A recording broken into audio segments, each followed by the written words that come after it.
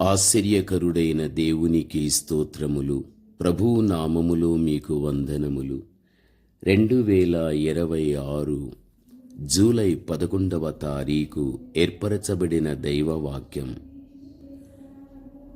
మత్తయి సువార్త 25వ అధ్యాయం 14 నుండి 30 వరకు ఆ మీదట మీరు చదువుకొనండి.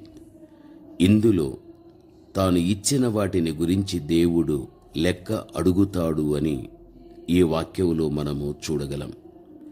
దేవుడు మనకిచ్చిన జీవితాన్ని దేవుని మహిమార్థకంగా మనము నడిపించుకోవాలి. మన జీవిత విషయంలో దేవుడు ఏదో ఒక రోజున మనను కూడా లెక్క అడుగుతాడు. ఆ లెక్క మనము అప్పజెప్పవలసిన వ్యక్తుల వలె మనముంటున్నాము. దేవుడు మనకిచ్చిన ఆరోగ్యము, చదువు, ఉద్యోగం, గృహము, పిల్లలు, వీటన్నిటి నిమిత్తము మనము దేవునికి ఎల్లప్పుడూ కూడా స్తుతి స్తోత్రాలు చెల్లించాలి. కారణం, ఏదైనా ఇహమందు నువ్వు పొందుకొని అనుభవిస్తూ ఆనందిస్తున్నావు అంటే అది దేవుని మూలముననే నువ్వు పొందుకోగలిగావు. అందుకే కృతజ్ఞత కలిగి దేవాతి దేవుణ్ణి స్తుతించే వ్యక్తిగా నీ ఉండాలి. ఒక్కొక్కసారి దేవుడు మనలో ప్రతి ఒక్కరికి మన సామర్థ్యాన్ని బట్టి కొన్ని తలాంతులు కూడా మనకివ్వడం అనేది జరుగుతుంది.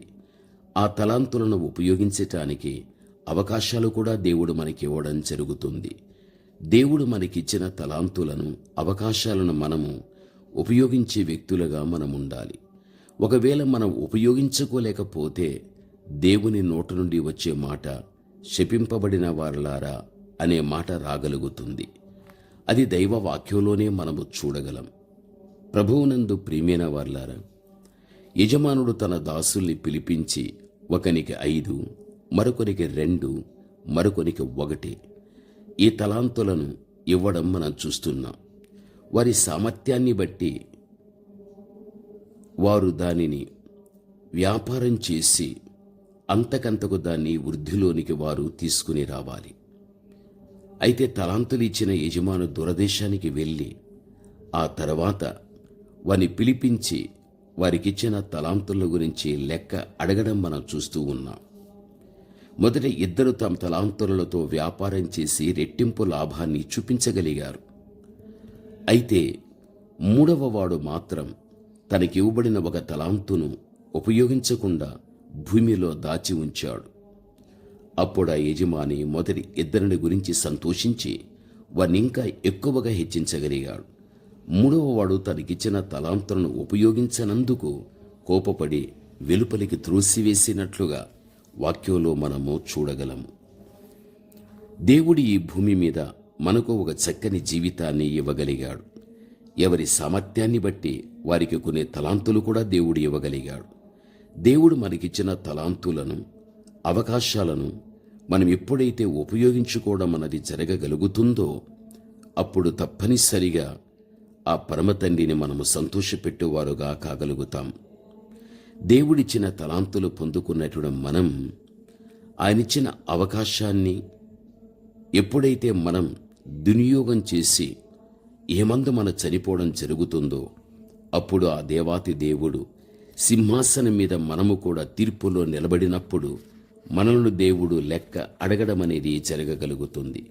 మన జీవిత విషయమే కాదు, దేవుడు మనకిచ్చిన తలాంతులు ఏవైతే ఉంటున్నాయో ఎంతవరకు వాటిని సద్వినియోగం చేసినను మహిమపరచగలిగావని దేవుడు లెక్క అడిగినప్పుడు దానికి మనము చెప్పేటుడు వ్యక్తులుగా మనముండాలి. ఒకవేళ మనమన్నది దుర్వినియోగం చేయడం జరగగలిగితే దేవుని కోపమే మన మీదికి రావడం అనేది కూడా జరగగలుగుతుంది. ప్రభువునందు ప్రియమైనటువంటి వారలారా, మన జీవితాలలో మనం ఎదురయ్యే అవకాశాలను త్రోసిపుచ్చక వినియోగించాలి. మనకు దేవుడిచ్చిన తలాంతులను ధైర్యంగా, విశ్వాసముతో ఉపయోగించాలి. అప్పుడు మనం ఊహించలేనన్ని బహుమతులు కూడా మనకు దేవుని నుండి పొందుకోగలుగుతాము. దేవుడు మనకిచ్చిన తలాంతులను ఉపయోగించుకోకుండా భూస్థాపితము చేస్తే దేవుడు ఊరుకోడు. ఇచ్చిన తలాంతులను వెనక్కి తీసుకోవడం జరుగుతుంది. చివరికి మనం నిత్య నరకాగ్నికి వెళ్ళడం అనేది కూడా జరగగలుగుతుంది. ఈ ఉపమానములో ఉన్న విషయాలు చూడగలిగితే దేవుడు మనకిచ్చినటువంటి వరాలను, దేవుడిచ్చిన అవకాశాలలో దేవుని సేవ కొరకు మనము అనేక మంది ప్రజల నిమిత్తంగా ఉపయోగించినప్పుడే దేవుడు మన గురించి సంతోషిస్తాడు. దేవుడు తప్పనిసరిగా దీవించడం అనేది కూడా జరగగలుగుతుంది. ప్రార్థన. పరమతండ్రి అయిన మా దేవ, ఘనమైన మీ నామమునకు స్తోత్రములు. దేవా, మా జీవితం మీరు మాకిచ్చినటువంటి తండ్రి కృపావరం, లేక మీరిచ్చిన తలాంతులు, మరి అది ఏదై ఉన్నప్పటికీ కూడా తండ్రి, దాని విషయంలో తండ్రి మేము సద్వినియోగం చేసేవారుగా ఉండాలి. దుర్యోగం చేసే వ్యక్తులుగా మేము ఉండకూడదు అని దేవా మీరు తెలియపరచగలిగారు.